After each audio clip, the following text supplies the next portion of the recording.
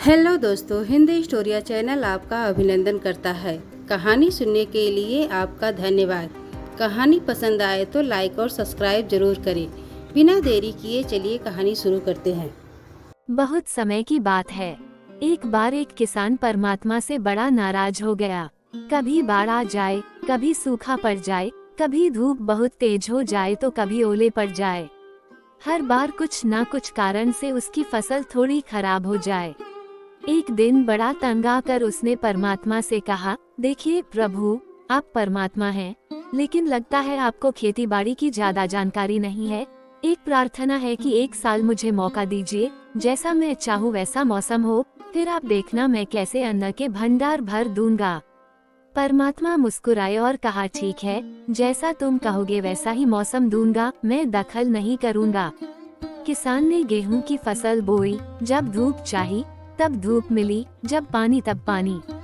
तेज धूप, ओले, बाढ़, आंधी तो उसने आने ही नहीं दी। समय के साथ फसल बढ़ी और किसान की खुशी भी, क्योंकि ऐसी फसल तो आज तक नहीं हुई थी।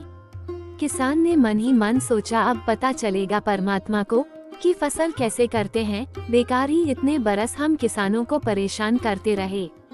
फसल काटने का समय भी आया। किसान बड़े गर्व से फसल काटने गया, लेकिन जैसे ही फसल काटने लगा, एकदम से छाती पर हाथ रखकर बैठ गया। गेहूं की एक भी बाली के अंदर गेहूं नहीं था।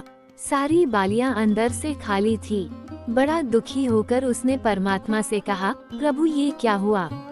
तब परमात्मा बोले, ये तो होना ही था, तुमने पौधों को संघर्ष का जरा सा भी मौका नहीं दिया।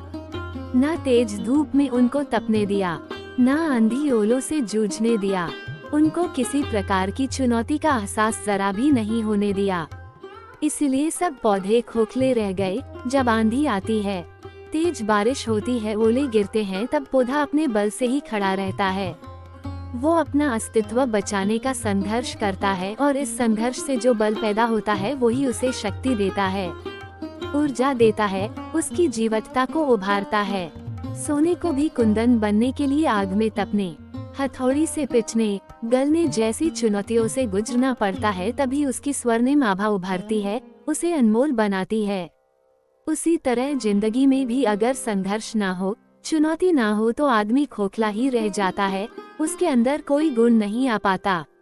ये चुनौतियां ही हैं जो आदमी रूपी तलवार को धार देती हैं, उसे सशक्त और प्रखर बनाती हैं।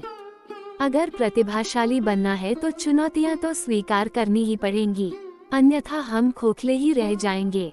अगर जिंदगी में प्रखर बनना है, प्रतिभाशाली बनना है, तो संघर्ष और चुनौतियों का सामना तो करना ही पड़ेगा।